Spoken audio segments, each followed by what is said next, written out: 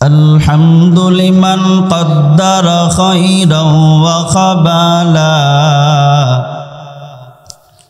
الحمد لمن قدر خيرا وخبالا والشكر لمن صور حسنا وجمالا والشكر لمن صور حسنا وجمالا فرد صمد عن صفة الخلق بريء رب أزلي خلق الخلق كمالا لا ضد ولا ند ولا حد لمولى الآن كما كان ولم يلق زوالا الآن كما كان ولم يلق زوالا لا شبه ولا مثل ولا كفوا لمولى لا ولد ولا والد لا عم وخالا ও দুনিয়ার যুবক আল্লাহর গোলাম ও মুসলমান ইমানদার গো ও নবীর উম্মত গো আমরা এই দুনিয়াতে আসার আগে কেউ কি আল্লাহর কাছে দরখাস্ত করছি আল্লাহ আপনি আমারে মানুষ বানায়েন করছি নাকি আল্লাহ পাক কত দয়ার আল্লাহ আল্লাহ পাক যদি ইচ্ছা করতেন আল্লাহ তাআলা আমারে মানুষ না বানাইয়া গরু কুকুর শুয়োর ভেড়া বকরি বানাইতে পারতেন কিনা কথা কন আল্লাহ পাক রব্বুল আলামিন ও নবীর উম্মত গো শুধু মানুষ বানাইয়াই শেষ করেন নাই আমার আল্লাহ কত দয়ার আল্লাহ আল্লাহ পাক যদি ইচ্ছা করতেন আদম নবীর উম্মত বানাইয়া দুনিয়ার জমিনে পাঠাইতে পারতেন কিনা আল্লাহ যদি চাইতেন ইব্রাহিম নবীর উম্মত বানাইয়া দুনিয়াতে পাঠাইতে পারতেন কিনা আল্লাহ যদি চাইতেন তাহলে পারতেন মুসা নবীর উম্মত বানাইতে আল্লাহ যদি চাইতেন ঈসা নবীর উম্মত বানাইয়া দুনিয়াতে আল্লাহ পাঠাইতে পারতেন কিন্তু আল্লাহ তা না করিয়া ও নবীর উম্মত গো আমার আল্লাহ দয়া করিয়া আমার আল্লাহ শেষ নবীর উম্মত বানাইয়া দুনিয়ার জমিনে পাঠাইলেন সুবহানাল্লাহ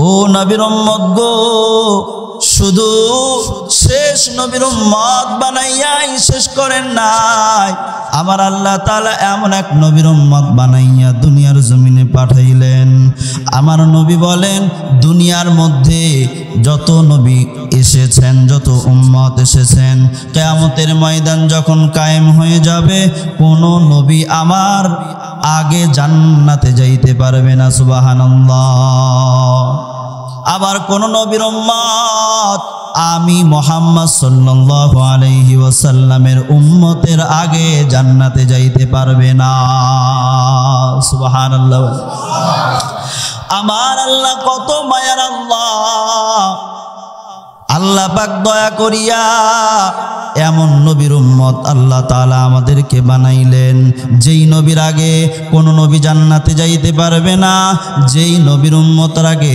কোন নবীর উম্মত জান্নাতে যাইতে পারবে না আমার আল্লাহ এমন এক নবীর উম্মত বানাইয়া দুনিয়ার জমিনে পাঠাইছেন সুবহানাল্লাহ আমার নবীর মতো দুনিয়াতে কোনো নবী নাই আমার আল্লাহর মতো দুনিয়াতে কোনো প্রভু আছে নাকি আমার আল্লাহর মতো কোনো আল্লাহ নাই আমার নবীর মতো কোনো দুনিয়াতে নবী আসে নাই আমার আল্লাহ আমাদেরকে এমন একটা কিতাব দান করছেন এই কিতাবের মতো দুনিয়াতে আর কোনো কিতাব আছে নাকি আর কোনো কিতাব নাই সেই কিতাব থেকে কোরআনে কারীম থেকে কোরআনে মাজিদ থেকে সূরাতুল আহজাব 53 নং আয়াত থেকে একটু অংশ আপনাদের সামনে আমি তেলাওয়াত করেছি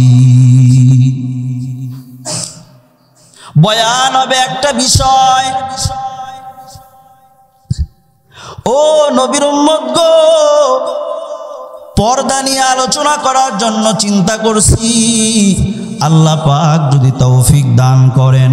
পর্দা নিয়ে সংক্ষিপ্তভাবে একটু আলোচনা করব। পর্দা কি জিনিস, পর্দা কারে বলে এইটা আগে আমরা জানি। পর্দা বলা হয় এমন একটা ব্যবধান, এমন একটা হায়েল, এমন একটা পার্টিশন, পুরুষ আর মহিলার মধ্যে এমন একটা পার্টিশন, এমন একটা হায়েল, এমন একটা ব্যবধান, যেই ব্যবধানের কারণে এই পুরুষ আর মহিলার মধ্যে কোনো কাম ভাব উত্তেজনা জাগে না। কথা কোন ঠিক কিনা?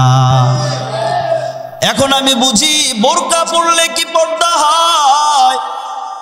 ও নবীর উম্মত গো, আমি বোরকা পরলাম, কিন্তু বোরকা পরার পর আমি ফোনে সুন্দর করে নরম নরম করে পরপুরুষের সঙ্গে কথা বললাম। বোরকা ঠিকই বললাম, কিন্তু রাস্তায় চলতে ফিরতে পরপুরুষের সঙ্গে কথা বললাম। আমার আর ওই পুরুষের মধ্যে উত্তেজনা ভাব এসে গেল। আপনাদের কাছে প্রশ্ন, তাহলে এইটাকে কি পর্দা বলবে? এখন পর্দার যে স্টাইল মডেল,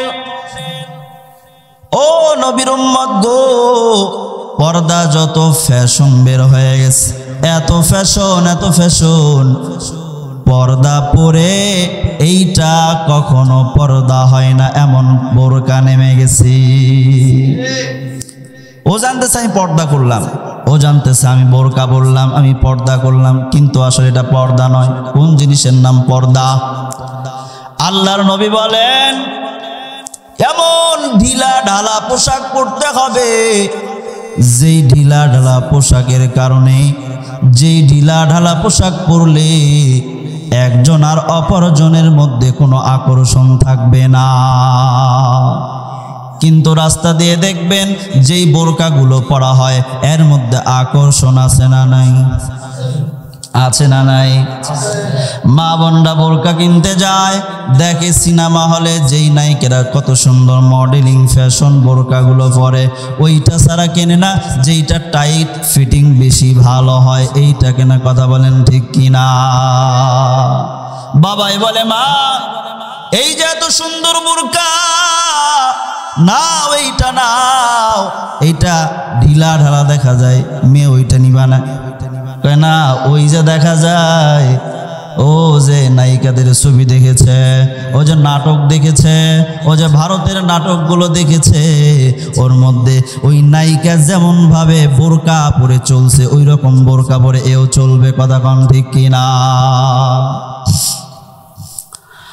আল্লাহ পাক রব্বুল আলামিন পর্দার আদেশ নাজিল করছেন। আল্লাহ পাক রব্বুল আলামিন সূরাতুল আহজাব 53 নং আয়াতের মধ্যে বলেন, এই আয়াতটা কখন অবতীর্ণ হয়েছে? আগে যতটুকু অংশ আমি তেলাওয়াত করেছি। আল্লাহ কি বলেন? ওয়া ইযা সাআলতুমুহুন্না মাতাআন ফাসআলুহুন্না মিন ওয়ারাই হিজাব। আল্লাহ পাক রব্বুল আলামিন জানিয়ে দেন, ও নবীর উম্মত গো, আল্লাহ পাক রব্বুল আলামিন বলেন, যখন তোমরা নবীর পত্নীগণ হতে, নবীর বিবিগণ হতে কোনো কিছু চাহিবা, তখন তোমরা পর্দার অন্তরাল হতে চাও। সুবহানাল্লাহ বলেন। পর্দার অন্তরাল হতে চাওয়ার মধ্যে কি লাভ? ও নবীর উম্মত গো, আল্লাহ পাক রব্বুল আলামিন লাভের কথা জানিয়ে দেন। আল্লাহ পাক লাভের কথা জানিয়ে দেন, যালিকুম আতহারু লিকুলুবিকুম ওয়া কুলুবিহিন্না। আল্লাহ পাক লাভের কথা জানিয়ে দেন, বেনিফিটের কথা জানিয়ে দেন। ও নবীর উম্মত গো, আল্লাহ তাআলা বলেন এইটা তোমাদের হৃদয়ের জন্য আর তাদের হৃদয়ের জন্য অধিকতর পবিত্র। সুবহানাল্লাহ। পর্দার আড়াল থেকে যদি আমি কিছু চাই তাহলে আমার হৃদয়ের জন্য, আর যার থেকে চাইলাম তার হৃদয়ের জন্য অধিকতর পবিত্র। কথা কোন ঠিক কিনা? এই আয়াতটি নাজিল হওয়ার একটা প্রেক্ষাপট আছে। ও নবীর উম্মত গো, আমি নিজের থেকে কোনো কথা বানিয়ে বানিয়ে বলবো না। ও মা ভালো করে শোনো, আল্লাহ পাক রব্বুল আলামিন এই আয়াতটি কখন অবতীর্ণ করলেন? তাফসিরে ইবনে কাসির থেকে আমি আপনাদের একটা রিওয়ায়াত শোনা দিতে চাই। তাফসিরে ইবনে কাসির খুললে পেয়ে যাবেন অনেকগুলি শানে নুজুল সেখানে বর্ণনা করা হয়েছে। তাফসিরে ইবনে কাসির এর মধ্যে একটা বর্ণনা, আল্লাহ পাক রব্বুল আলামিন এই আয়াতটি নাজিল করেছেন, তার একটা প্রেক্ষাপট আছে। আল্লাহর নবী যখন জয়নাব বিনতে জাহাশ রাদিয়াল্লাহু তাআলা আনহাকে বিবাহ করলেন, বিবাহ করার পর ওলিমা খাওয়াবেন। আমরা যেমন নিজেরা বিবাহ করি, সন্তানদেরকে বিবাহ করাই, ওলিমা খাওয়াই, মানুষদেরকে দাওয়াত করে খানা খাওয়াই, ঠিক কিনা? আল্লাহর নবীজি তেমন হযরতে জয়নাব রাদিয়াল্লাহু তাআলা আনহাকে, ও নবীর উম্মত গো, বিবাহ করার পর ওলিমা খাওয়াবেন। হযরত আনাস রাদিয়াল্লাহু তাআলা আনহু বলেন, নবীজি আমাকে আদেশ করলেন, ও আনাস যাও যাও যাও, মানুষদেরকে ডেকে ডেকে ডেকে ডেকে এনে তাদেরকে ওলিমা খাওয়ায় দাও।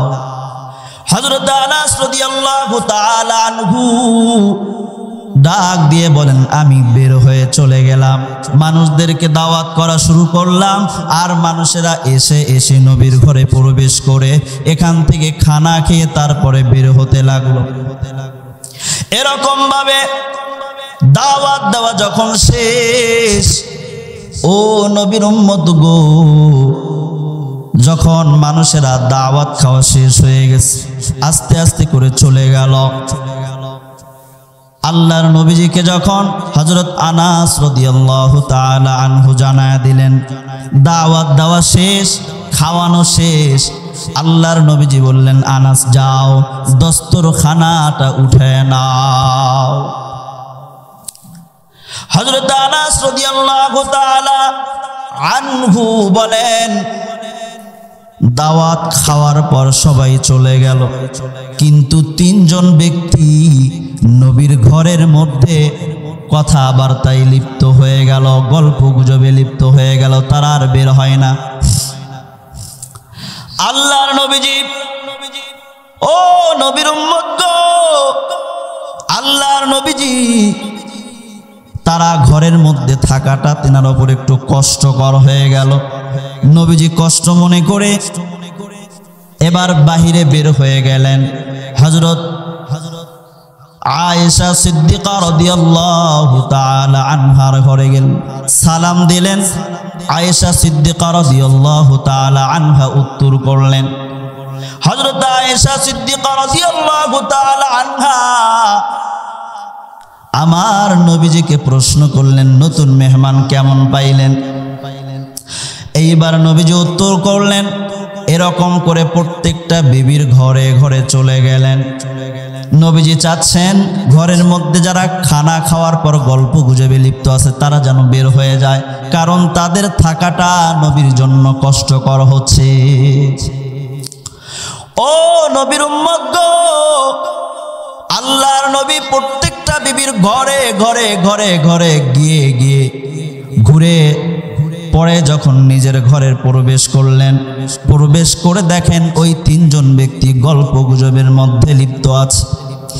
আমার নবীজি এটা কষ্ট পাইলেন, আবার ঘর থেকে বের হয়ে আয়েশা সিদ্দিকা রাদিয়াল্লাহু তাআলা আনহার ঘরে গেলেন। হযরত আনাস রাদিয়াল্লাহু তাআলা আনহু ডাক দিয়ে বলেন, আমার মনে নাই আমি নবীজিকে সংবাদ দিলাম না, নবীজি এমনিতেই জানতে পেরেছে যে ওই তিনজন ব্যক্তি ঘর থেকে তারা বের হয়ে চলে গেছে। এবার নবীজি ঘরের ভিতরে প্রবেশ করতেছেন। আল্লাহর নবীজি প্রথম পা মোবারকটা চৌকাঠের ওপরে রাখছেন, আর একটা পা বাহিরে রয়ে গেছে। ইতিমধ্যে আল্লাহ তাআলা জিবরাইল আমিনের মাধ্যমে এই আয়াতটা অবতীর্ণ করে দিলেন। সুবহানাল্লাহ, পর্দার আয়াত অবতীর্ণ হয়ে গেল। এইটাই সর্বপ্রথম পর্দার আয়াত। সুবহানাল্লাহ বলেন। হযরত আনাস রাদিয়াল্লাহু তাআলা আনহু বলেন, আমি যখন নবীজির পিছনে পিছনে চলতেছিলাম, ঘরের মধ্যে প্রবেশ করতে ধরলাম, তখন নবীজির মাঝে আর আমার মাঝে একটা পর্দা টানায়া দিলেন আর নিষেধ করলেন। পর্দার আয়াত অবতীর্ণ হয়ে গেছে, আর ঘরে ঢোকার কোনো অনুমতি নাই। এইবার নবীজি ঘরের ভিতরে প্রবেশ করলেন, পর্দাটা টেনে দিলেন, কিছুক্ষণ পর বের হয়ে পর্দার আয়াতটা শোনায়া দিলেন, পর্দার আদেশটা শোনায়া দিলেন। সুবহানাল্লাহ বলেন। হযরত ওমর রাদিয়াল্লাহু তাআলা আনহু তিনি বলেন, সহিহ বুখারীর একটা বর্ণনা, হযরত ওমর রাদিয়াল্লাহু তাআলা আনহু বলেন, কুলতু ইয়া রাসূলুল্লাহ ইয়াদখুলু আলাইকাল বাররু ওয়াল ফাজির, আপনার ঘরে ভালো মানুষ যেমন আসে খারাপ মানুষেরাও তেমন আসে, এজন্য ফালাও আমারতা উম্মাহাতিল মুমিনিনা বিল হিজাব, আমি চাই আপনি যেন মুমিনদের মাগণকে পর্দার আদেশ দেন। সুবহানাল্লাহ। আর সঙ্গে সঙ্গে ফাআনজালাল্লাহু আয়াতাল হিজাব, রাওয়াহুল বুখারী। আল্লাহ তাআলা পর্দার এই আয়াত অবতীর্ণ করলেন। সুবহানাল্লাহ। হযরত ওমর রাদিয়াল্লাহু তাআলা আনহু ডাক দিয়ে বলেন, আমার তিনটি কথা এমন আছে, আমার তিনটি মত এমন আছে যেই মতের সঙ্গে স্বয়ং আল্লাহ তাআলার কোরআনের আয়াত মিল হয়ে যায়। সুবহানাল্লাহ বলে। এইটাও একটা। হযরত ওমর রাদিয়াল্লাহু তাআলা আনহু বলেন, আমি নবীজিকে বলতাম, নবীজি আপনার বিবিগণদেরকে পর্দার আদেশ দেন। সুবহানাল্লাহ বলেন। এই অনুযায়ী মুওয়াফাকাত হয়ে গেছে, তার মত আর কোরআনের মত এক মিলে গেছে, আল্লাহ তাআলা পর্দার আয়াত নাজিল করেছেন। সুবহানাল্লাহ বলেন। আজকে দুনিয়াতে যত জায়গায় দেখা যায়, যত ফিতনা, সব ফিতনার মূলে পর্দা। কথা কোন ঠিক কিনা? পর্দার কারণে আজকে জিনা হয়, মানে পর্দা না করার কারণে জিনা হয়, পর্দা না করার কারণে ইফতিজিং হয়, পর্দা না করার কারণে আজকে নারীরা অপহরণ হয়। কথা কোন ঠিক কিনা? শহরে বাজারে দেখো নারীদের ঢল, পর্দাবিহীন তারা করে ঝলমল, অন্যকে তার দিকে আশেকে বানায়, অন্যকে তার দিকে আশেকে বানায়, দেশটা আজি ধ্বংস নারীর বেপরদায়, সবার মুখে একই আওয়াজ হায় হায় হায়। কথা কোন ঠিক কিনা? ইবলিসে আজম বাংলাদেশে আগমন হয়েছে নারীর বেশে। কথা কোন ঠিক কিনা?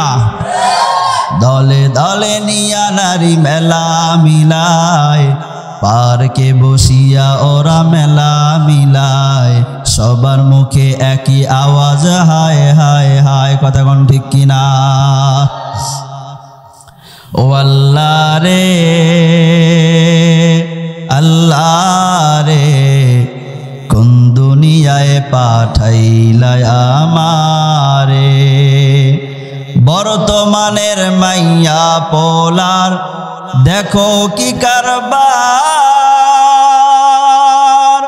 লম্বা চুল কাটিয়া আবার মাথায় লাগায় ক্যাপ। ও আল্লাহ রে, কোন দুনিয়ায় পাঠাইলা আমারে। কথা কোন ঠিক কিনা? জিন্সের প্যান্ট শার্ট পরিয়া রাস্তা দিয়া যায়, পোলা না মাইয়া এটা চিনা বড় দায়। কথা কোন ঠিক কিনা? ও আল্লাহ রে, কোন দুনিয়ায় পাঠাইলা আমারে। ও আল্লাহ রে, আল্লাহ রে, কোন দুনিয়ায় পাঠাইলা আমারে। হিন্দি গানের টান মারিয়া রাস্তা দিয়া যায়, আবার কারো সুরে সুরে বুকটা ফাইটা যায়। কথা কন। হিন্দি গানের টান মারিয়া রাস্তা দিয়া যায়, আবার কারো সুরে সুরে বুকটা ফাইটা যায়। ও আল্লাহ রে কোন দুনিয়ায় পাঠাইলাই আমারে, ও আল্লাহ রে আল্লাহ রে কোন দুনিয়ায় পাঠাইলাই আমারে।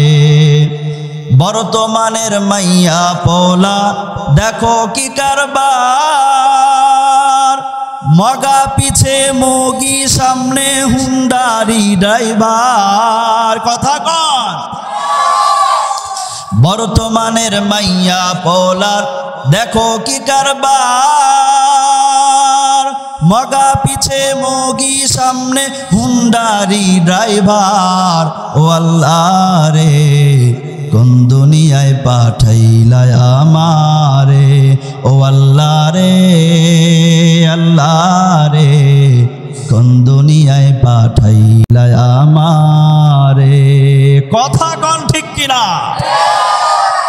ও মা, ও নবীর উম্মত গো, ও মা তুমি তো হাফেজে কোরআনের মা হইবা, ও মা তুমি তো আলেমে কোরআনের মা হইবা। ও নবীর উম্মত গো, ও মা তোমার মতো মা আব্দুল কাদের জিলানী রহমাতুল্লাহি আলাইহির মা, তোমার মতো মায়ের পেট থেকে বড় পীর আব্দুল কাদের জিলানী রহমাতুল্লাহি আলাইহির জন্ম হয়েছে। ও মা তুমি তো এমন মা, তোমার মতো মায়ের পেট হতে আমাদের নবীজি বিশ্ব নবীজি দুনিয়ার জন্মিনে এসেছেন। ও মা তুমি তো এমন মা, তোমার মতো মায়ের পেট থেকে মুসা নবীর জন্ম, তোমার মতো মায়ের পেট থেকে আদম নবীর জন্ম, তোমার মতো মায়ের পেট থেকে বড় বড় ওলির জন্ম। কথা কন ঠিক কিনা? ও মা তোমারে বলি মা, তুমি একবার চিন্তা করো, তুমি কেন হাফেজ কোরআনের মা হতে পারলা না? ও মা তুমি কেন আলেমে কোরআনের মা হতে পারলা না? তুমি যদি হাফেজ কোরআনের মা হতে পারতা, কিয়ামতের ময়দানে এই সন্তান তোমাকে সুপারিশ করে জান্নাতে নিয়ে যেত। কথা বলেন ঠিক কিনা? ও মা তুমি যদি পর্দা করো মা, তাহলে তোমার কন্যা তোমার মেয়েটাও পর্দা করবে। কথা কন ঠিক কিনা?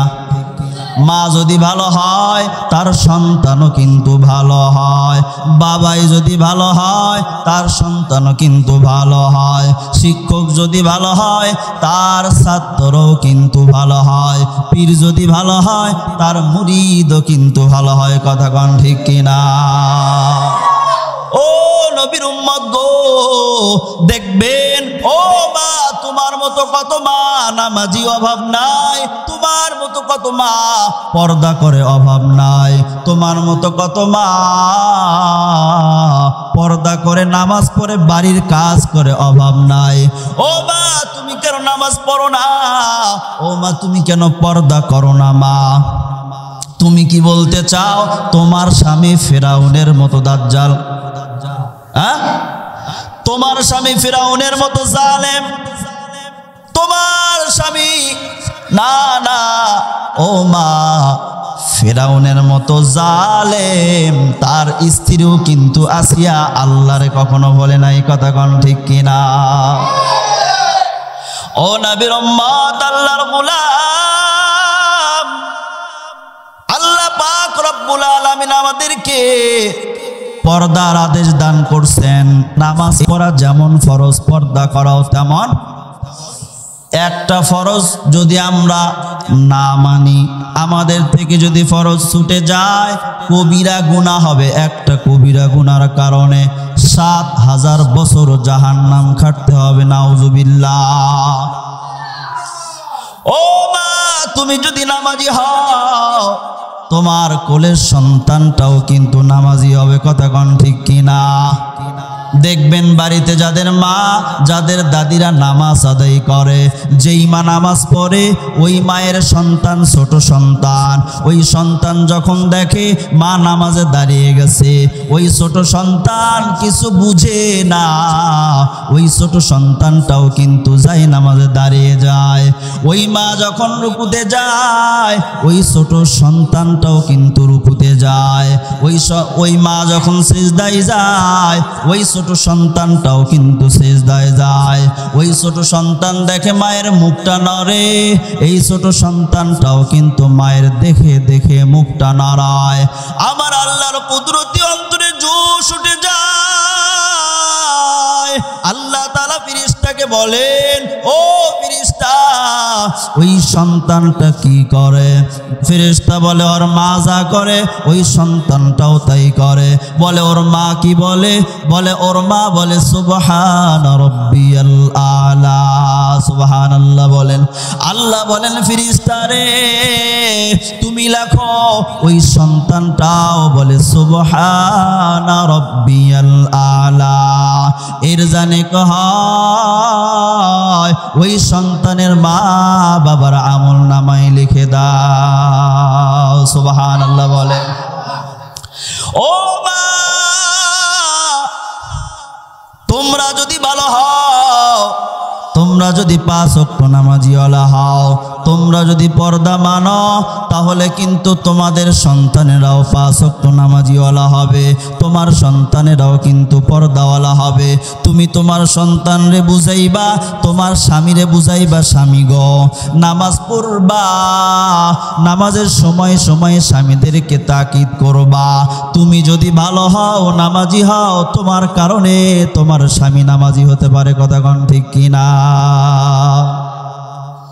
মা বোনদের জন্য 4টি সহজ আমলের কথা আমি বলে যাই, যেই 4টি সহজ আমল করলে আল্লাহ তাআলা জান্নাতের যে কোনো দরজা দিয়ে ওই মা বোন আল্লাহর জান্নাতে প্রবেশ করতে পারবে।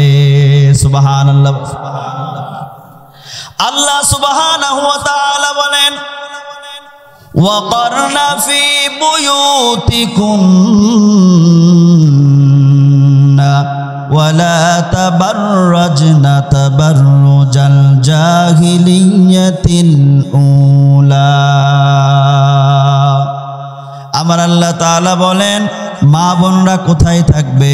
আল্লাহর নবীজিকে জানায় দেন যে আয়নবী আপনি মা বোনদেরকে জানিয়ে দেন, মহিলাদেরকে জানিয়ে দেন, ওয়াকারনা ফি বুয়ুতিকুন্না, যে তোমরা তোমাদের স্বগৃহে অবস্থান করবা। কোথায়? স্বগৃহে, নিজ ঘরে। ওয়ালা তাবাররাজনা তাবাররুজাল জাহিলিয়াতিল উলা, প্রাচীন যুগের জাহিলি যুগের মতো নিজেদেরকে প্রদর্শন করিয়া বেড়াইবে না। জাহিলি যুগে কেমন করে নিজেদেরকে প্রদর্শন করাইয়া মহিলারা বেড়াইতো? নিজের চুলগুলো, চুলের সৌন্দর্য পর পুরুষকে দেখায়া বাহিরে বেড়াইতো। নিজের বডির যত সৌন্দর্য এইগুলো পর পুরুষদেরকে দেখা বেড়াইতো। ও মা,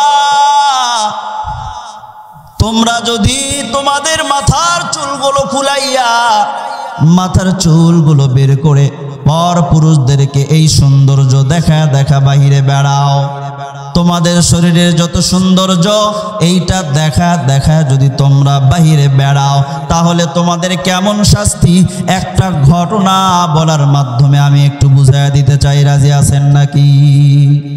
বলবো? তাহলে শেষ করে দেই। হ্যাঁ, একটা ঘটনা আমার বানানো না। ও নবীর উম্মত গো, ও মা, ভালো করে মনোযোগ সহকারে শ্রবণ করবা মা, কারণ তোমাদের ব্যাপারে আল্লাহ তাআলা কোরআনে হাকিমের মধ্যে বলেছেন। সর্বপ্রথম আগে পুরুষদের জন্য আল্লাহ বললেন, কুল্লিল মুমিনিনা ইয়াগুদ্দু মিন আবসারিহিম। আল্লাহ তাআলা নবীজিরে জানায়া দেন, আয় নবী আপনি বলুন যারা মুমিন পুরুষ আছে, কুল্লিল মুমিনিনা ইয়াগুদ্দু মিন আবসারিহিম, তারা যেন তাদের চক্ষুকে সংযত করে। কি করে? পুরুষেরাও রাস্তা দিয়ে চলবে, মা বোনেরাও কিন্তু রাস্তা দিয়ে চলবে। কেমন করে চলবে আমার আল্লাহ জানায়া দেন। রাস্তা দিয়ে যখন চলবা, ঘর থেকে যখন তোমরা বাহিরে বের হবা, তাহলে সর্বপ্রথম পুরুষেরা তোমরা তোমাদের চক্ষুকে নিচু করবা। সুবহানাল্লাহ বলেন। পুরুষদেরকে আল্লাহ তাআলা জানায়া দেন যে তোমরা তোমাদের লজ্জা স্থানকে হেফাজত করবা। কি কে? লজ্জা স্থানকে হেফাজত করবা। আল্লাহ তাআলা এরপরে পরবর্তী আয়াতে আল্লাহ তাআলা জানায়া দেন, সূরাতুন নূর 30 নম্বর আয়াতের মধ্যে আল্লাহ তাআলা পুরুষদের জন্য জানায়া দেন, আর 31 নং আয়াতে আল্লাহ মহিলাদেরকে জানায়া দেন, وَقُلْ لِلْمُؤْمِنَاتِ يَغْضُضْنَ مِنْ أَبْصَارِهِنَّ وَيَحْفَظْنَ فُرُوجَهُنَّ। আল্লাহ তাআলা জানায়া দেন, আয় নবী আপনি মুমিন নারীদেরকে বলেন তারা যখন ঘর থেকে বের হবে তখন যেন তাদের চক্ষুকে সংযত করে। সুবহানাল্লাহ বলেন। কি কে সংযত করে? চক্ষুকে, তাদের দৃষ্টিকে যেন সংযত রাখে, তারা যেন নিচের দিকে হয়ে চলে। আপনাদের কাছে একটা প্রশ্ন, দুনিয়ার মধ্যে ঘর থেকে কোনো পুরুষ যদি নিজের চক্ষুকে, নিজের দৃষ্টিকে নিচের দিকে রাখে, কোনো মা বোন যদি ঘর থেকে বের হওয়ার পরে তার দৃষ্টিকে নিচের দিকে রাখে, তাহলে জীবনে কোনোদিন ইফটিজিং হবে? কোন? এটা কার বিধান?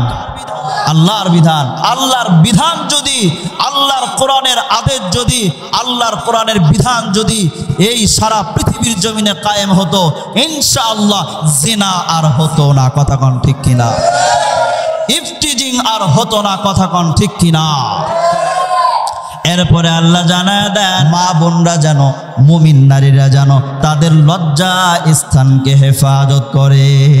সুবহানাল্লাহ। পুরুষদের জন্য আল্লাহ বললেন তারাও যেন তাদের লজ্জা স্থানকে হেফাজত করে। মহিলাদের জন্য আল্লাহ বললেন তারা যেন তাদের লজ্জা স্থানকে হেফাজত করে। আল্লাহর নবী বলেন, যেই ব্যক্তি এই জিহবা, এই দুই চোয়ালের মাঝে যেটা আছে এবং এই দুই রানের মাঝে যেটা আছে, এইটার জামিনদার যেই হবে, আমি নিজে নবী তার জান্নাতের জামিনদার হয়ে যাব। সুবহানাল্লাহ। ও নবীর উম্মত গো, আল্লাহ তাআলা এই আয়াতের মধ্যে বলেন, ওয়ালা ইবদিনা যিনাতাহুন্না ইল্লা মা যাহারা মিনহা। মহিলারা যেন তাদের আভরণকে, তাদের সৌন্দর্যকে সাধারণত যতটুকু প্রকাশ থাকে এর বাহিরে যেন তারা প্রকাশ না করে। সাধারণত মুখমণ্ডল, হাতের তালু, পায়ের তালু। দুই রকম ব্যাখ্যা। হযরত আব্দুল্লাহ ইবনে আব্বাস রাদিয়াল্লাহু তাআলা আনহুর একটা ব্যাখ্যা, আর আব্দুল্লাহ ইবনে মাসউদ রাদিয়াল্লাহু তাআলা আনহুর ব্যাখ্যা। দুই ব্যাখ্যা এমন ভাবে মিলায়া দেয়, আমাদের ইমামে আজম আবু হানিফা রাহমাতুল্লাহি আলাইহি বলে, মা বোনদের চেহারা, হাতের তালু এবং পায়ের তালু এইটা প্রয়োজনের ক্ষেত্রে খোলা রাখতে পারবে, এইটা প্রয়োজনের ক্ষেত্রে খোলা রাখবে, সেটা নামাজের মধ্যে বাহিরে পারবে না। আব্দুল্লাহ ইবনে মাসউদ রাদিয়াল্লাহু তাআলা আনহু বলেন না, খোলা রাখতে পারবে না, সব সময় হেফাজত করবে। কারণ বলেন, আপনি যখন মেয়ে দেখার জন্য যান, বিবাহ করবেন, তখন কোন জিনিসটা দেখেন? চেহারাটা দেখেন, ঠিক না? না অন্য কিছু দেখা হয়? কথা কন না, কি দেখা হয়? তাহলে চেহারাটাই মূল। চেহারা দেখে যদি পছন্দ হয় তাহলে কিন্তু আপনি বিবাহ করেন। চেহারা দেখে যদি পছন্দ না হয় তাহলে কিন্তু আর বিবাহ করে না। তাহলে মূল হলো চেহারা। নারীদের মধ্যে যত যত প্রকারের ফাসাদের সম্ভাবনা আছে, এইটা হলো চেহারা, ঠিক না? এই চেহারা দেখেই তো প্রেমে পড়ে। কথা কোন ঠিক কিনা? নারী জাতি ভীষণ জাতি, কিবা মন্ত্র জানে, লাগাইয়া প্রেমের রশি ধীরে ধীরে টানে। কথা কোন ঠিক কিনা? ও নবীর উম্মত গো, আমার আল্লাহ তাআলা বলেন এই আয়াতের মধ্যে, ওয়ালিয়াদরিবিনা বিখুমুরিহিন্না আলা জুয়ুবিহিন্না। আল্লাহ তাআলা জানা দেন, আয় নবী আপনি মুমিন নারীদেরকে জানা দেন তারা যেন তাদের মাথার কাপড় দ্বারা বক্ষদেশকে ঢাকিয়ে রাখে। সুবহানাল্লাহ বলেন। মাথার কাপড় দিয়ে কি ঢাকে রাখবে? কতক্ষণ একটু কি ঢাকিয়ে রাখবে? বক্ষদেশ, এই বুকটা যেন কিসের কাপড় দিয়ে ঢাকে রাখে? মাথা। কিন্তু দেখেন আল্লাহর এই আদেশ অমান্য করার কারণে দুনিয়াতে কি হচ্ছে, এখন মা বোনেরা আল্লাহ তাআলার আদেশটা মানে না। ও নবীর উম্মত গো, দেখেন মা বোনেরা এই মাথার ওড়নাটা গলার ভেতরে পেঁচায়, কথা কোন ঠিক কিনা? আমার আল্লাহ জানা দেন, ও মা বোনেরা তোমাদেরকে আল্লাহ তাআলা জানা দেন, তোমরা মাথার কাপড় দিয়া বক্ষদেশটা ঢাকবা, আল্লাহর আদেশ পালন হবে। তোমরা যখন আল্লাহর আদেশ অমান্য করছো, তোমরা যখন আল্লাহর এই কোরআনকে দূরে সরে দিয়েছো, আজকে দেখো কেমন মজা, রাস্তায় রাস্তায় ছেলেরা রেডি, কথা কোন ঠিক কিনা? আজকে মা বোনেরা ধর্ষিতা হচ্ছে, কথা কোন ঠিক কিনা? ইফটিজিং এর হার বাড়ছে না কমছে? বেড়ে গেছে। এবার জিনার সংখ্যা কমছে না বাড়ছে? কথা কোন, কথা বলতে হবে। জিনার সংখ্যা কমছে না বাড়ছে? বাড়ছে। কেন? আল্লাহ তাআলার আদেশ আমরা মানি নাই। আল্লাহ বলছেন মাথার কাপড়টা ওড়না দিয়া বুকটা ঢাকতে, এখন কি করে? এইটা মাথা তো ঢাকেই না, এইবার এই ওড়নাটা গলায় পেঁচিয়ে রাখে। এইটা মডেল ফ্যাশন, কথা কোন ঠিক কিনা? ও মা, তুমি যদি তোমার এই চুলের সৌন্দর্য মানুষকে দেখাও, ও মা তোমার এই শরীরের সৌন্দর্য মানুষকে দেখাও, তোমার কি পরিণতি হবে দেখেন। গিলগিট নামক একটা অঞ্চল, ওই অঞ্চলের পাশ দিয়ে আল্লাহর এক বান্দা হেঁটে হেঁটে যাচ্ছিলেন একা একা। রাস্তা দিয়ে যাওয়ার সময় রাস্তার পাশে একটা কবর।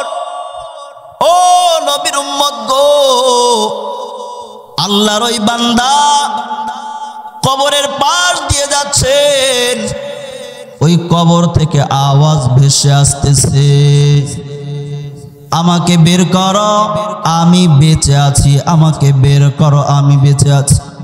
আল্লাহর এই বান্দা ভালো করে মনোযোগ সহকারে আওয়াজটা শুনলেন। আওয়াজ ভেসে ভেসে আসে, আমাকে বের করো আমি বেঁচে আছি। আল্লাহর এই বান্দা যখন শুনতে পেলেন যে এই আওয়াজটা কবর থেকেই আসে, আল্লাহর এই বান্দা ওই পাশে যে গ্রাম, ওই পাশে গ্রামটাতে যাওয়ার পর মানুষদেরকে সংবাদ দেয়, ও আল্লাহর বান্দারা যাও যাও, ওই কবরের থেকে আওয়াজ আসে, ভেসে ভেসে আওয়াজ আসে যে আমাকে বের করো আমি বেঁচে আছি।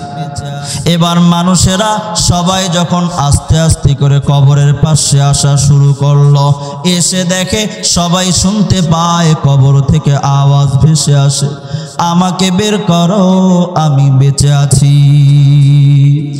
ও নবীর উম্মত গো, ও মা গো, ভালো করে মনোযোগ সহকারে শ্রবণ করো মা।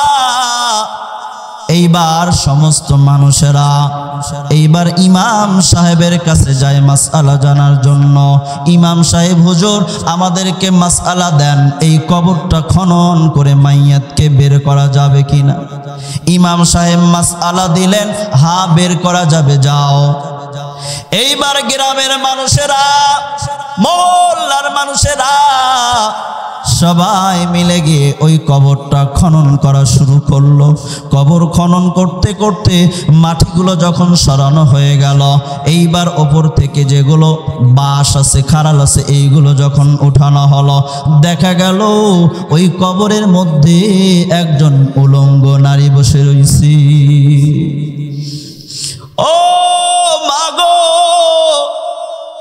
এইবার ওই কবরের মধ্যে হতে ওই নারী ডাক দিয়ে বলে, আমার বাড়ি থেকে আমার জন্য পোশাক নিয়ে আসা হোক, কাপড় নিয়ে আস। দৌড় দিয়া ওই নারীর বাড়ি থেকে কাপড় নিয়ে এসে কবরে নিক্ষেপ করে দেওয়া হলো। এইবার কবরের মধ্যে ওই নারীটা ওই কাপড়টা দিয়ে নিজের শরীরটা সুন্দর করে আবৃত করে কবর থেকে বের হয়ে এমন একটা দৌড় দিল, নিজের বাড়িতে চলে গেল। ও মাগো, ওই নারী বাড়িতে যাওয়ার পর তার নিজের ঘরের ভিতরে ঢোকার পর ঘরের দরওয়াজা বন্ধ করে দিল। ঘরের দরওয়াজা বন্ধ করার পর বাহিরে মানুষেরা ভিড় জমায়েত হয়ে গেছে, মানুষেরা এসে গেছে। এবার বলে, মা তুমি দরওয়াজা বন্ধ করেছো কেন? দরওয়াজা খোলো। ঘরের ভিতর থেকে আওয়াজ আসে, না না, আমি ঘরের দরওয়াজা ওই সময় পর্যন্ত খুলব না যতক্ষণ না পর্যন্ত কোনো সাহসী ব্যক্তি আমার ঘরের ভিতরে না আসবে, কারণ আমার অবস্থা দেখে অনেকেই হার্ট ফেল করতে পারে। কথা কোন ঠিক কিনা? আচ্ছা ঠিক আছে মা, তুমি দরওয়াজা খোলো। ও মাগো, এইবার দরওয়াজা যখন খুলে দেওয়া হলো, গ্রামের মধ্যে যারা সাহসী তারা ঘরের মধ্যে প্রবেশ করলো। ঘরের মধ্যে প্রবেশ করার পর দেখলো ওই নারী এই কাপড় দিয়ে পুরা শরীরটা আবৃত করে রেখেছে, ঢেকে রেখেছে। ও মাগো, তোমার শরীরটা কেন ঢেকে রেখেছো? একটু আমাদেরকে দেখতে দাও। এবার ওই নারী সর্বপ্রথম তার মাথা থেকে কাপড়টা সরায় দিল। ও নবীর উম্মত গো, এইবার যখন মাথা থেকে কাপড় সরানো হয়, ওই নারীর মাথার দিকে যখন তাকানো হলো, দেখা গেল একটা চুলও নাই, একটা চামড়াও মাথার ভিতরে নাই, শুধু হাড্ডি আর হাড্ডি। ও নবীর উম্মতের দল, ও মাগো, ভালো করে মনোযোগ সহকারে শ্রবণ করো মা। এইবার লোকেরা প্রশ্ন করলো, ও মা, তোমার মাথার ভিতরে একটা চুলও নাই, চুলের নিচে যেই চামড়া গোস্ত থাকে কোনো চামড়াও নাই, কেন এমন অবস্থা? শুধু হাড় আর হাড় আছে, আর অন্য কিছু দেখা যায় না। ও মা, তোমার এমন অবস্থা কেন? এবার ওই নারী ডাক দিয়ে বলেন, আমি দুনিয়ার জমিনে ঘর থেকে যখন বের হয়ে হাঁটতাম, আমি দুনিয়ার জমিনে যখন নিজের বাড়ি থেকে বের হইতাম, ওই সময় আমার চুলগুলো ছেড়ে দিয়া আমার চুলগুলো কত সুন্দর করে সাজিয়া না ঢেকে পর্দা না করে আমি পর পুরুষকে দেখা বেড়াইতাম। এই জন্য আমার আল্লাহ কবরের মধ্যে আমাকে এই শাস্তি দান করছেন। কবরের মধ্যে এই চুলগুলো টেনে টেনে টেনে টেনে উপরে তোলা হয়েছে। ও নবীর উম্মত গো, এইবার ওই নারী তার চেহারা থেকে কাপড়টা যখন সরা দিল, চেহারা থেকে যখন কাপড়টা সরা দেয়, এইবার তাকানো হয় চেহারার ভিতরে কোনো গোস্ত নাই, হাড্ডি আর হাড্ডি। দুইটা ঠোঁট তার কেটে ফেলা দেওয়া হয়েছে, দুইটা ঠোঁটের একটা ঠোঁটের গোস্তও নাই, শুধু দাঁত আছে, শুধু দাঁত আছে। ও মা গো, তোমার এমন অবস্থা কেন? এবার ডাক দিয়ে বলে, ও বাবা গো, আমি দুনিয়ার জমিনে যখন ঘর থেকে বের হইতাম, আমার এই ঠোঁটে সুন্দর করে লিপস্টিক দিতাম, লিপস্টিক দিয়া আমি ঘর থেকে বের হয়েছি, আমার সৌন্দর্য পর পুরুষদেরকে দেখা বাড়াইতাম, যার কারণে আল্লাহ তাআলা কবরের মধ্যে আমার এই শাস্তি দান করছেন। এই ঠোঁটগুলো জাহান্নামের আগুনের কেচি দিয়ে কাটা হয়েছে, নাউযুবিল্লাহ। ও নবীর উম্মত গো, ও মাগো, এইবার মাথা দেখা হয়ে গেল, চেহারা দেখা হয়ে গেল। এবার হাতগুলো থেকে কাপড় যখন সরায় দেওয়া হলো, এইবার দেখা গেল হাতের মধ্যে একটা নখও বাকি নাই, শুধু আঙ্গুলগুলো বাকি রয়ে গেছে। ও মাগো, তোমার নখগুলো গেল কই? আল্লাহর বান্দি ডাক দিয়ে বলে, ও বাবা গো, দুনিয়ার জমিনে আমি যখন ঘর থেকে বাহিরে বের হইতাম, তখন আমার এই আঙ্গুলগুলোতে, নখগুলোতে আমি নেল পালিশ ব্যবহার করে তারপরে বের হইতাম। আমি পর পুরুষদেরকে আমার সৌন্দর্যগুলো দেখাইতাম, দেখা দেখা বেড়াইতাম, এত সৌন্দর্য দেখাইতাম। আল্লাহ তাআলা আমারে আযাব দিয়েছেন, কবরের মধ্যে এই নখগুলো কেচি দিয়ে, কেচি না, ওই রকম কি চিমটা দিয়ে উপরে ফেলে দেওয়া হয়েছে, উপরে ফেলে দেওয়া হয়েছে। আল্লাহ পাক রব্বুল আলামিন কবরের মধ্যে আমার নখগুলো উপরে ফেলে দিয়েছে। এই শাস্তি আমারে দান করছেন। ও মা, ও নবীর উম্মত গো, এই কথাগুলো বলার পর, এই জিনিসগুলো দেখানোর পর ওই আল্লাহর বান্দি ওই জায়গায় বেহুশ হয়ে পড়ে গেল, হুশ হারা হয়ে গেল। এইবার দেখা গেল তার দিকের ভিতরে আর জীবন নেই। এইবার আবার তাকে ওই কবরস্থানে নিয়ে গিয়ে তাকে কবরের ভিতরে দাফন করা হলো। ও নবীর উম্মত গো, ও মা, তোমরা যদি তোমাদের সৌন্দর্য এমন করে পর পুরুষদেরকে দেখা দেখা বেড়াও, তাহলে কিন্তু তোমাদেরও এমন অবস্থা হবে। কথা বলেন ঠিক কিনা? আজকে ভাইরাস ঢুকছে, মোবাইলের ভাইরাস। কিসের ভাইরাস? মোবাইলের ভাইরাস। আজকে এমন ভাইরাস, স্বামীর খিদমত করতে হবে। মা, ভালো করে শুনিয়ে নাও। আল্লাহর নবী বলেন, কোন স্বামী যদি কোনো স্ত্রীর ওপর নারাজ হয়, যতক্ষণ স্বামী নারাজ থাকবে ততক্ষণ কিন্তু ওই স্ত্রী জান্নাতে যাইতে পারবে না। আল্লাহর নবী যখন মেরাজে যান, জান্নাত ভ্রমণ করলেন, জাহান্নাম ভ্রমণ করলেন। আল্লাহ তাআলা জাহান্নামের মধ্যে 4 ভাগের 3 ভাগ নারী দেখলেন। যদি 3 ভাগ করেন তাহলে অধিকাংশ নারী, পুরুষের ভাগ কম। আল্লাহর নবী প্রশ্ন করলেন, নারীদের ভাগ জাহান্নামে কেন এত বেশি? ও নবীর উম্মত গো, হাদিস থেকে জানা যায় 2টি কারণে নারীরা বেশি জাহান্নামে যাবে। কয়টি কারণ? ও মা, ভালো করে শুনিয়ে নাও। 2টি কারণে নারীরা বেশি জাহান্নামে যাবে। নাম্বার 1, স্বামীর অকৃতজ্ঞ হওয়ার কারণে। নাম্বার 2, স্বামীকে বেশি বেশি লানত করার কারণে। কথা কোন ঠিক কিনা? এই 2টি কম না বেশি? কম না বেশি? এরা স্বামীর অকৃতজ্ঞ বেশি হয়। আপনি 10 বছর যাবত তারে প্রত্যেক বছর সুন্দর সুন্দর জামা কিনে দিলেন, সুন্দর সুন্দর কাপড় কিনে দিলেন, সুন্দর সুন্দর খাবারের ব্যবস্থা করলেন, এক সেজনে আপনি একটু পারেন নাই। এইবার বলছে, তোমার বাড়িতে আমি কোনোদিন শান্তি পাইলাম না।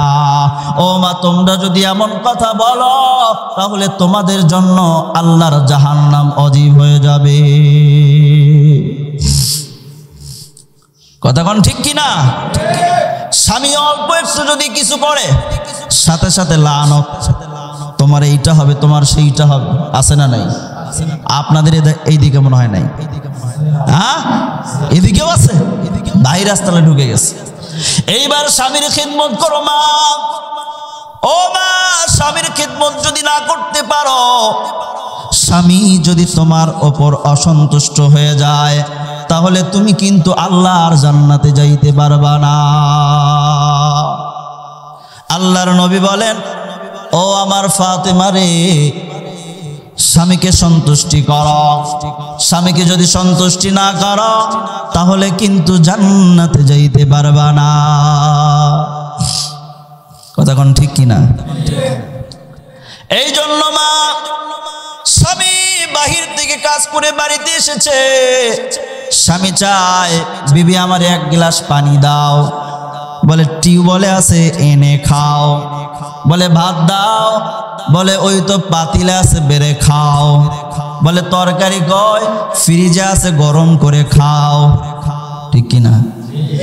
আর বিবি কি করে? একটা টাচ পাইছে এইরকম, খালি ঠেলা দেয়, ঠেলা গাড়ি কিনে দিচ্ছেন না, খালি ঠেলে আর ঠেলে। এই ঠেলতে মজা। আপনি বলবেন হাউলো পান্টিটা কই, বড় মোটা গরুকে পিটানো ব্যাটটা কই, তখন বলবে অমুকের বাবা আমি তো এসছি। কথা কোন ঠিক কিনা? আগের মানুষেরা যাতাইতে পারছে, ঠিক কিনা? ও মাগো, যেই স্বামীকে তুমি সন্তুষ্টি করে তুমি আল্লাহর জান্নাতে যাইবা, যেই স্বামীর খেদমত করবা স্বামী খুশি হবে। এক গিলাস যদি পানি দাও, স্বামীর খেদমত করবা, সদকা করার সওয়াব পাইবা। সুবহানাল্লাহ বলে। 4টি আমল করলে মেয়েদের জন্য সহজে জান্নাত। 1 নাম্বার, ওয়া আকিমনাস সালাতা। মনে আছে? হ্যাঁ, মনে আছে? ওয়া আকিমনাস সালাতা কোন জায়গায় মনে আছে? আল্লাহ তাআলা বলেন ওয়াকারনা ফি বুয়ুতিকুন্না ওয়ালা তাবাররাজনা তাবাররুজাল জাহিলিয়্যাতিল উলা। আল্লাহ তাআলা বলেন আয় নবী আপনি জানিয়ে দেন মা বোনেরা, মহিলারা যেন তারা স্বগৃহে অবস্থান করে, তারা যেন প্রাচীন যুগের মতো নিজেদেরকে প্রদর্শন করিয়া বেড়ায় না। এরপরে বলেন ওয়া আকিমনাস সালাতা, মা বোনেরা যেন তারা যেন নামাজ প্রতিষ্ঠিত করে, নামাজ কায়েম করে। তার মানে মা বোনেরাও যেন নামাজ পড়ে। কথা কোন ঠিক কিনা? এখন মা বোনেরা মনে করে আমাদের জন্য নামাজ নাই, মসজিদ আছে শুধু ছেলেরা যাবে না। ও মা, আল্লাহর নবী বলেন তোমরা স্বগৃহে অবস্থান করবা, তোমাদের ঘরের এক কোনায় এক কিনারার মধ্যে নামাজ পড়বা, মসজিদে নামাজ পড়ার চাইতে বেশি সওয়াব পাইবা। সুবহানাল্লাহ বলে। পুরুষেরা তোমাদের স্বামীরা জিহাদের ময়দানে যাবে মা, আর তোমরা যখন সন্তান প্রসবকালে মারা যাইবা তোমরা জিহাদ করার মতো সওয়াব পাইবা। সুবহানাল্লাহ বলেন। জিহাদ করে যখন, এই জিহাদ করে যখন তোমার স্বামী তোমার ভাই পুরুষেরা যখন বিদায় হয়ে আসে তখন তারা গাজী হয়। কি হয়? বলে সন্তান প্রসব করলে যদি মৃত্যু না হয় তাহলে তুমি ওই রকম। সুবহানাল্লাহ বলেন। ও মা, তোমাদের জন্য আমার আল্লাহ জান্নাতে যাওয়ার জন্য কত অপশন দিয়েছেন। তোমরা 5 ওয়াক্ত নামাজ পড়বা, এরপরে মাহে রমাদানের রোজা রাখবা, নামাজ পড়বা, তবে মাসের মধ্যে তোমাদের জন্য 3 থেকে 10 পর্যন্ত একটা সীমারেখা আছে, তোমাদের জন্য নামাজ মাফ। কথা কোন ঠিক কিনা? কিন্তু রোজা রাখবা, রোজা রাখবা, রোজা রাখবা, কিন্তু ওই দিনগুলোতে রোজা তুমি রাখবা না, কিন্তু গনে গনে গনে গনে বাকি 11 মাসের মধ্যে ওই রোজাগুলো কাজা করবা।